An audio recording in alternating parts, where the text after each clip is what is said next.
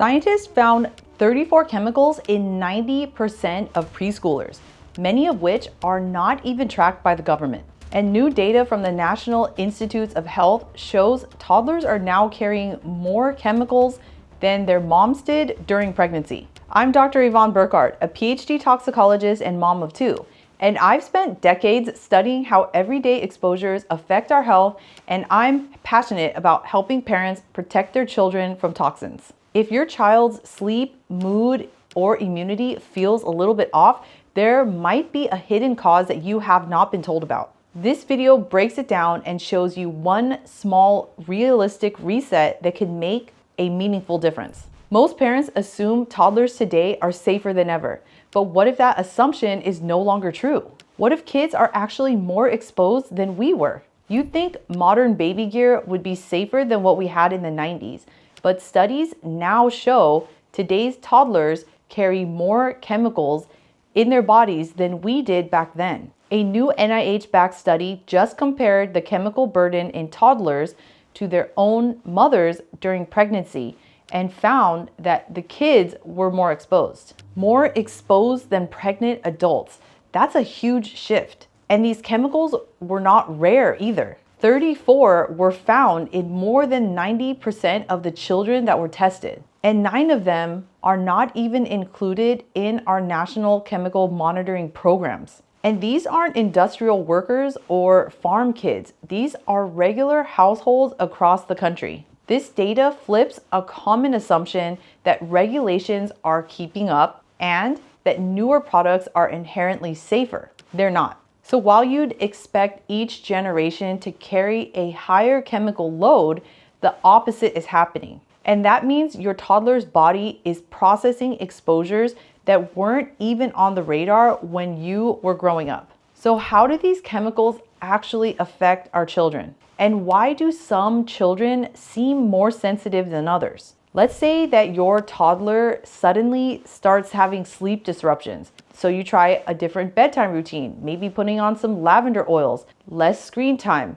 a bath before bed, but nothing works. And maybe you chalk it up to, I don't know, a growth spurt or a phase. But what if their body is just overloaded? There is a threshold every child's body tries to manage. A point where the chemicals entering their system exceed what their body can safely process. This is what I call the chemical load threshold. When that threshold is crossed, detox systems become overloaded and everything struggles, everything slows down. Hormone signals get scrambled. The immune system falls behind. And the result is not always as dramatic as we might think. It's often more of a slow unraveling.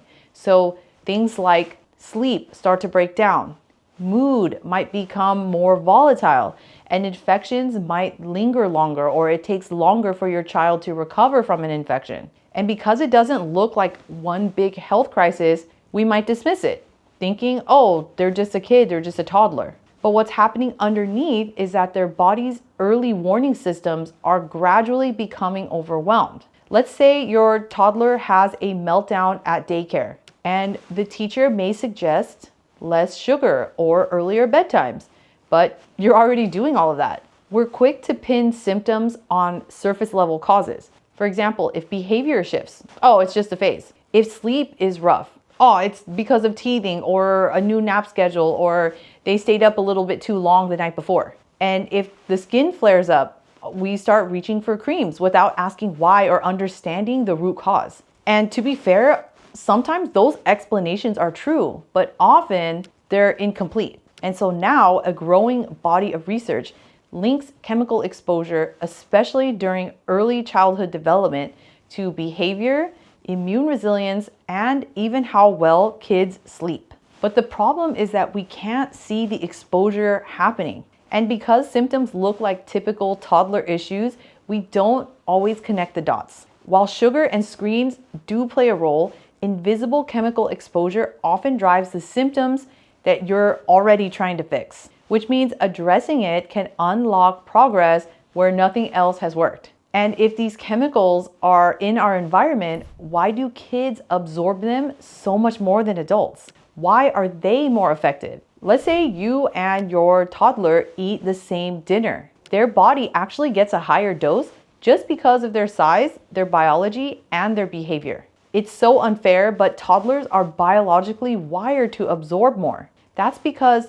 pound for pound, they eat more food, drink more water, and breathe more air than adults. And they spend their days on the floor, crawling, tumbling, and napping. That's exactly where toxins like flame retardants accumulate, on house dust. They're also touching everything and then putting things in their mouths and on their face, touching their nose. And their detox systems are still immature, and liver enzymes are not fully active at this time. Plus, their gut lining isn't as selective. Certain chemicals, especially endocrine disruptors, act at tiny, tiny doses. And there's no margin of safety when your child's entire exposure system is primed for absorption. So where are these chemicals coming from? What parts of daily life are steadily driving this load? You wipe down the table, give your toddler a snack, and turn on air freshener all before 9 a.m. Each of those actions adds to their exposure. And here's what a lot of people don't realize. The exposures are not one-off. They're repeated, daily, cumulative. So here are 5 hidden exposure cycles inside your home. First, the plastic touch cycle. Plastic cups, snack containers, and toys leach plasticizers when warmed, and those chemicals go straight into your child's hands and mouth. Second, toddlers live close to the ground. Flame retardants, pesticide residues, and industrial chemicals bind to house dust and settle there. This shocks a lot of people, but there are studies showing exactly what I've just described. So for a child, normal playtime is now a major exposure pathway. Next, the clean that backfires. Fragranced cleaners and air fresheners release volatile organic compounds and immune disrupting chemicals. We think we're making things healthier, but we're just shifting the burden. Then there's the food packaging trap. Heat combined with plastic and fat equals enhanced chemical migration or leaching. Think snack pouches, microwave meals, and squeeze packs. These exposures are dose dense and repetitive. The silent pesticide drift. So even washed produce still carries pesticide residues, and some residues resist water. They're designed to not be washed off easily, so they stay stuck to the plant. And toddlers are more vulnerable to their adverse effects. And each of these cycles repeats throughout your child's day, which means even small exposures stack up into a load that their developing body has to manage around the clock. And with so many sources, it's easy to feel overwhelmed.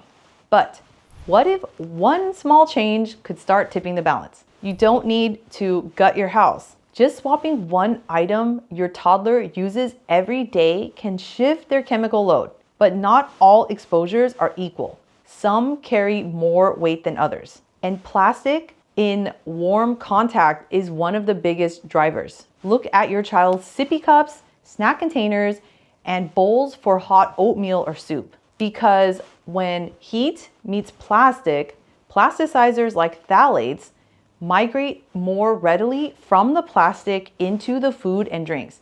And your toddler's biology is primed to absorb them as I've described. But here's the good news. Swapping out just one of those high contact items can reduce exposure significantly. One stainless steel cup, one silicone snack pouch, one glass bowl for reheating. It's low effort but high impact, and it does not require overhauling your entire lifestyle or spending a fortune just to protect your child. After one simple switch, like using a stainless steel sippy cup instead of plastic, phthalate levels can drop in just a few days. So once you've made that first swap, what comes next? What's the simplest, most effective way to lower exposure across the board? Instead of Googling 200 swaps or purging your entire pantry, here is a 7-step path that actually moves the needle. Each step targets a high impact area, and together they support your child's detox, hormone balance, and immune system. Swap one high contact plastic item. So start with the item that is most used. For example, a snack container, a plate, or a cup. Choose stainless steel, glass, or silicone, and wipe toddler play areas with a damp cloth. That's so we can prevent kicking up dry dust. So skip dry dusting or sweeping for that reason. We don't want to re-inhale those exposures. A damp wipe followed by a 2-minute HEPA vacuum session pulls up more flame retardants, pesticides, and toxins. Remove one fragrance product from your home and start with whatever is used or sits the closest to your child. For example, laundry detergent, room spray, or body wash. You can swap it for a fragrance-free version. Soak your produce with baking soda or vinegar. This breaks down more pesticide residues than water alone, and it's toddler safe. Open your windows for at least 5 minutes twice a day. Ventilate high use areas, especially bedrooms. Morning airflow in particular helps to clear the overnight chemical buildup most effectively. And if it's cold outside, open the windows wide, leave the room, and come back to close them.